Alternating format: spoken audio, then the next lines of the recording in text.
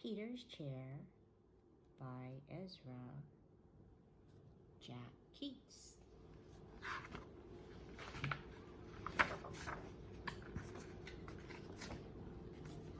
Peter's Chair.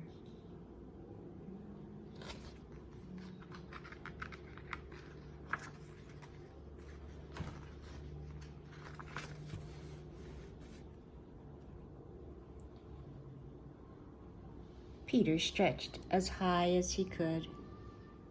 There, his tall building was finished. He's on his tippy toes.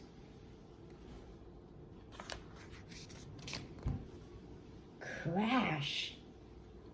Down it came. Shh, said his mom. You'll have to play more quietly. Remember, we have a new baby in the house. Was that Peter who knocked on the building? It was a dog. You hear my crony. Sometimes dogs do things they don't mean to. Peter looked into his sister Susie's room. His mother was fussing around the cradle. And a cradle is like a little bed that rocks. That's my cradle, he says, and they painted it pink. Hey, Peter, said his dad. Would you like to help me paint Sister's high chair? That's my high chair, thought Peter.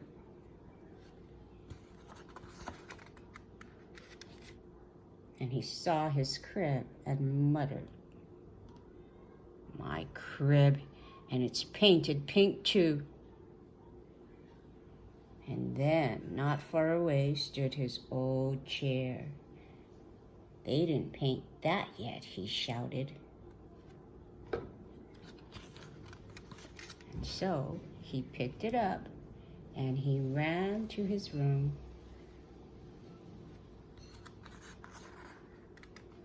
And he told Willie, let's run away. He filled a shopping bag with cookies and dog biscuits. We'll take my blue chair, my toy crocodile, and the picture of me when I was a baby. And Willie got his bone. Why do you think he wants to run away? It's not ever a good idea to run away. It's safe, right? We know there's other ways to solve our problems. Let's see what happens. They went outside and stood in front of the house. Oh, God, he knows he can only stay around his house. Good, Peter. This is a good place, said Peter. He arranged his things very nicely and decided to sit on his chair for a while. So there's his picture of him when he was a baby. There's his chair and his crocodile and Willie. Oh, there's Willie's bone. But guess what?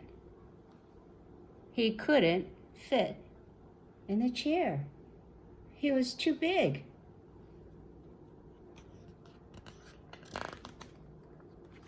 His mother came to the window and called, won't you come back to us, Peter dear?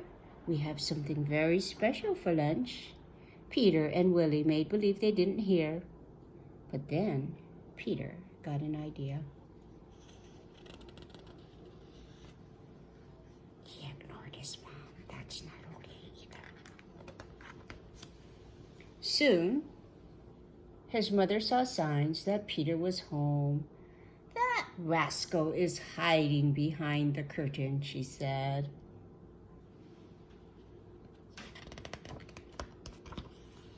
So she moved the curtain away, but he wasn't there. Here I am, Peter shouted. Peter sat in a grown-up chair. His dad sat next to him. Daddy, said Peter, let's paint the little chair pink for Susie.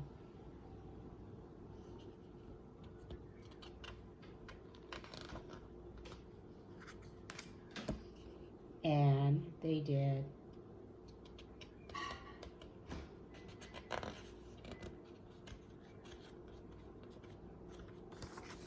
And that is the end I guess Peter had some strong feelings and was feeling left out, but he decided to take a time out for himself. He actually didn't run away.